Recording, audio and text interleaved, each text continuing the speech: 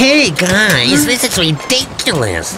Since they introduced these new pilot flight time rules in Europe, it's becoming pretty dangerous up here. Next year we should walk.